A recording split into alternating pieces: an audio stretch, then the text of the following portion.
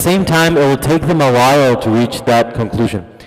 So when we look at parenting, parenting is not something which is done randomly. And oftentimes that's become the customary way of raising children in other times, where we just take life one day at a time and we just go with the flow. And so nowadays parenting has become something which is just very mute, and it is usually in the affirmative to all the demands that are being made. But when we look at parenting, it's meant to be something where sometimes things are given, and the reason for giving it should be an intention, and that intention should have a cause.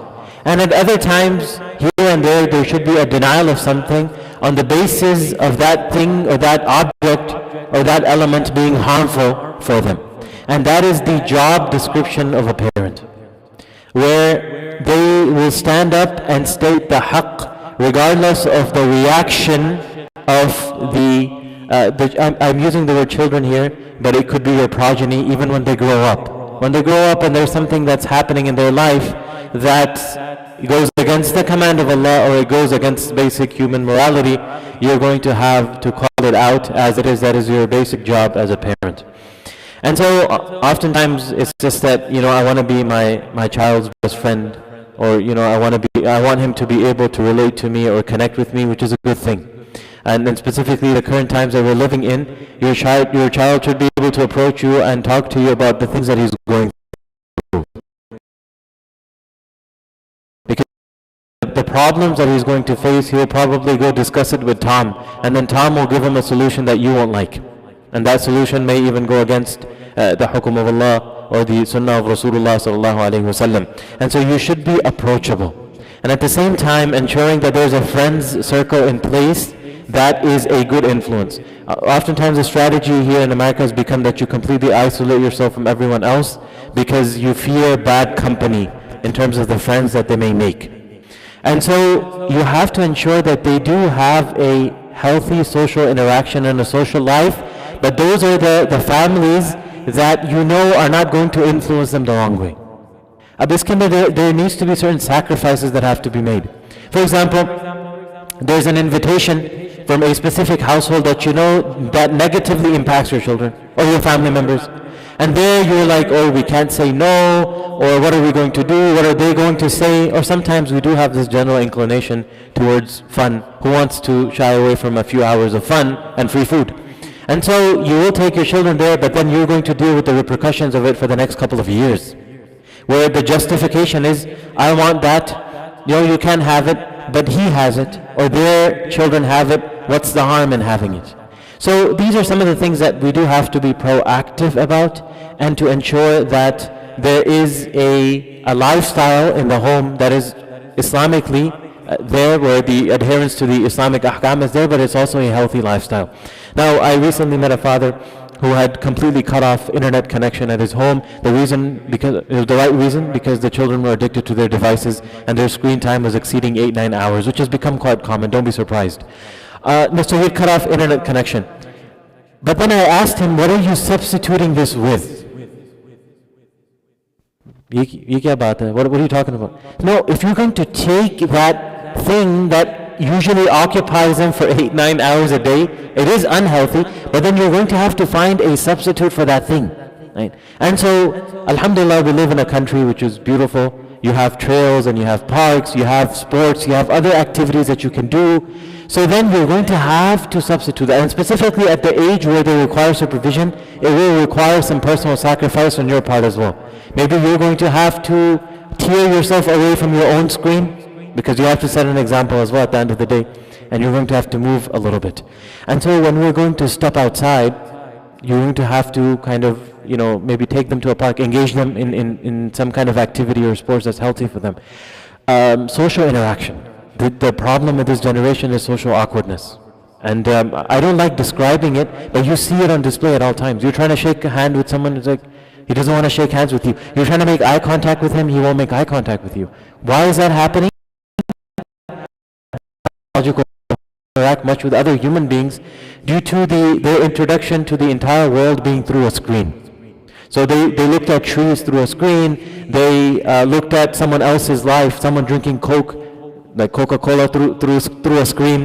They got introduced to video games through a screen as well.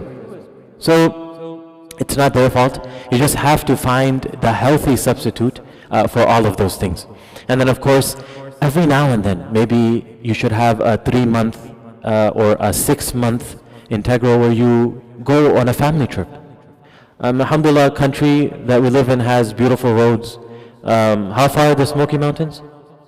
9 hours from Illinois. It's not too far. The whole family get into your family van, put it to some good use, and drive down. It's not too. I've myself driven multiple times. It's a beautiful. Just to drive there, even if you don't want to get out of your car, just to drive down there after you pass Louisville, Kentucky, it turns very beautiful. These cornfields that you see around you, they are replaced with ups and downs and beautiful scenery. So take that experience. I know the desi within us really prevents us from exercising or to touch with the nature or to enjoy scenery and whatnot. But I think when we actually experience it, it really changes our perspective on these things. And so maybe sometimes going out as a family for a walk. Even the women and the children in our house, they need some fresh air. And so doing that, I know these are things that sometimes we didn't see our grandparents doing or we didn't see our parents doing, but we're living in different times now. Times have changed. So if you don't find activities to do, then society will give them an activity to do. And remember, society is not enforcing those things because they're healthy. Right? I think just the other day we were having a discussion of how public schools are promoting mass distribution of iPads, digital devices. Why are they giving it to you? Why are they giving it to your children? अब 2 साल के बच्चे के हाथ में iPad उसके sir से भी बड़ा. Why is he carrying that around? It's just generating revenue for the companies. It's not because there's something healthy within the iPad for your child. No. And try it. आपको मेरी बात पे शक है? No, there's a lot of good in it too. Give it to him and see after a week the way he talks to you. He's going to speak the language of Peppa Pig, and then you're going to understand that, okay, that's a problem, right? And so you're going to have to understand that all of this that's being pushed on us, on the community, or just humanity in general, someone's benefiting from it. Someone is benefiting from it. So every 5th year, I remember when I was growing up, PlayStation used to release a model. 5 साल होता था, 6 साल होता था. Now it's becoming more common, more frequent. Right? You have Xbox, these gaming consoles, and it's an industry of billions. Because when the new when the new console comes out, with it is the release of video games, and then the addiction and problems that come with that. And so this is something that we have to focus on as a family. Just sit down and have a discussion. Oftentimes, our way of doing things is just being very harsh, snatching and yelling. Maybe that's a later stage. Maybe that's the stage, or the 10th stage. Right? But you start off with just general targheeb of living life, enjoying life as a human being, normal human interactions, taking them out on the store. I remember growing up, it was very normal for parents to even take you to the store when you were a 12, 13-year-old, 14-year-old. They wouldn't leave you at home by yourself. They would pile everyone into the car, and then they would take everyone to Walmart.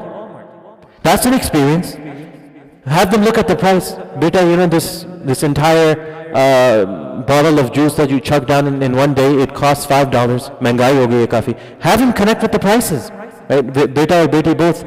So that they realize and they appreciate the pain that you go through and the amount of effort that you put in so that they can enjoy a comfortable life. And so this is something that we notice with the youth, the disconnect that they have.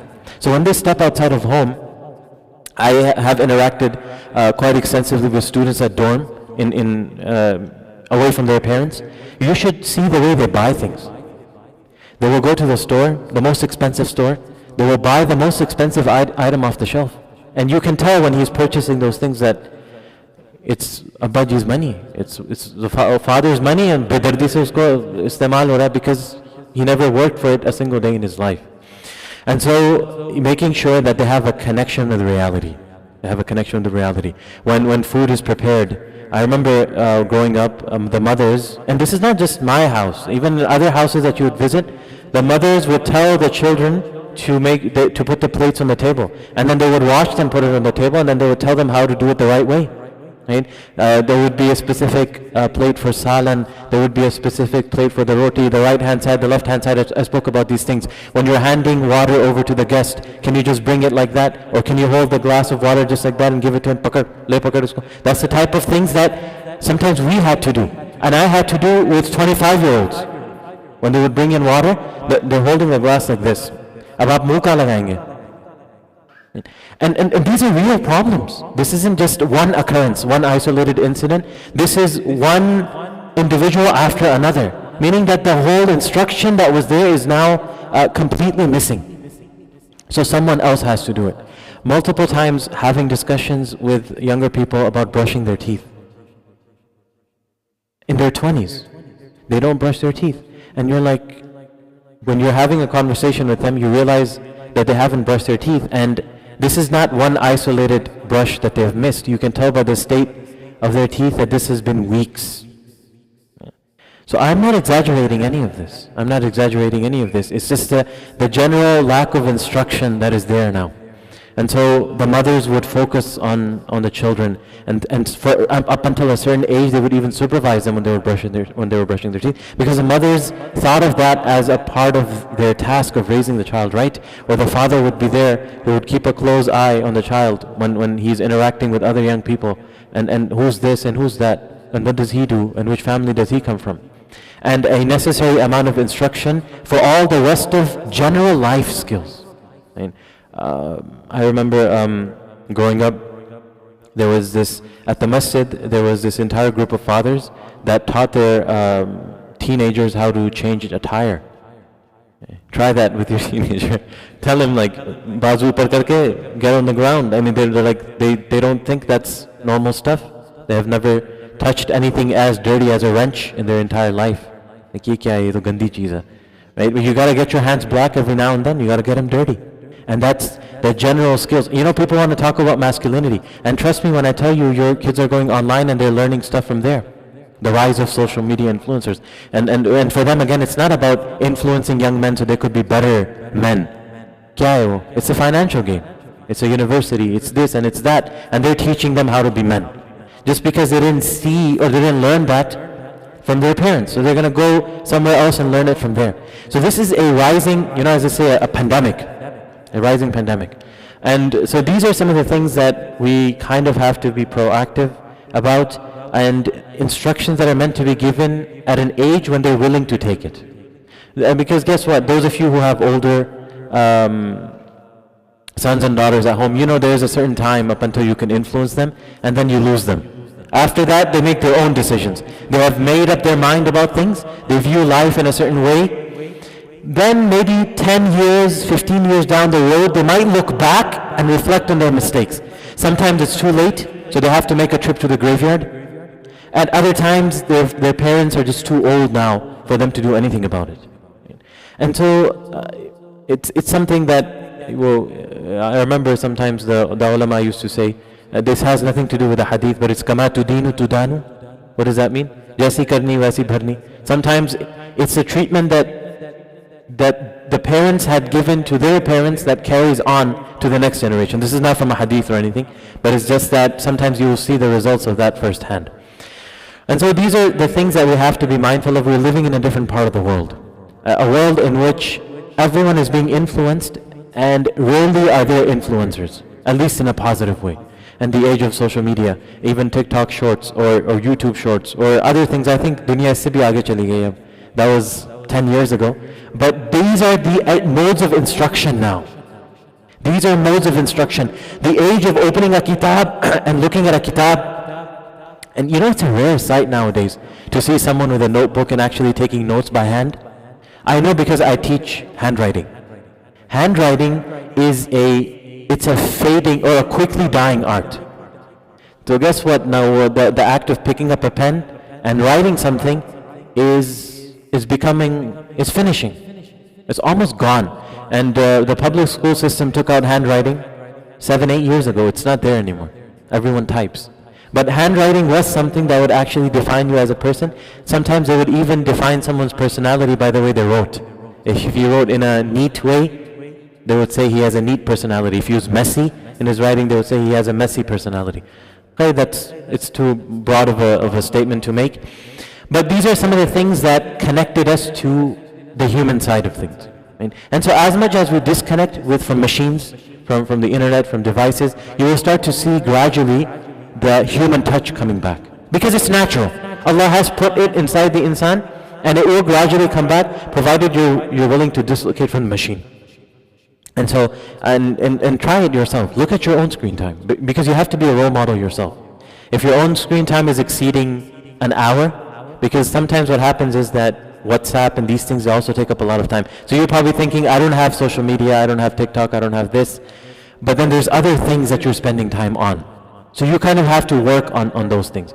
Ideally, honestly, the times that are coming, the people that will be able to save themselves, and even I don't want to sound like someone who's pushing a conspiracy theory here, but the people that will be able to safeguard their iman and safeguard themselves are the ones that will go back to the simple phone. Trust me when I tell you. And you don't have to go back to the very simple phone like the Nokia 300 kaun tha, Pakistan mein hota tha? 326 flashlight, whatever, the torch on the top. You just go back to a smaller version of your smartphone. And guess what? There's a huge trend amongst Gen Z. And if you doubt, go search up an article on Newsweek. There is a huge percentage of young men and women that are going back either to the simple phone, like the dumb phone, or smaller screens. So there's this new model that was just recently introduced. It's called the Jelly Bean. Jelly Bean, chota sa phone hai. It has WhatsApp, it has everything. But it discourages extended usage because it has a small screen. Nobody wants to sit there and look at a small screen. Right? And so, because what's going to happen is, and I've mentioned this before, we're being wired to think a certain way, to accept everything, to download and to click until you just don't think about it anymore and you just become consumed by it entirely. And look at the state of the iman as well. Here you will listen to a lecture and then you step outside and you open your phone and there you have hundreds of pictures of non-mahrams. It does affect you, even if it's not like anyone who's dressed inappropriately or anything, but just looking at it will have that effect on your mind, on everything, even your salah, your ibadah, etc.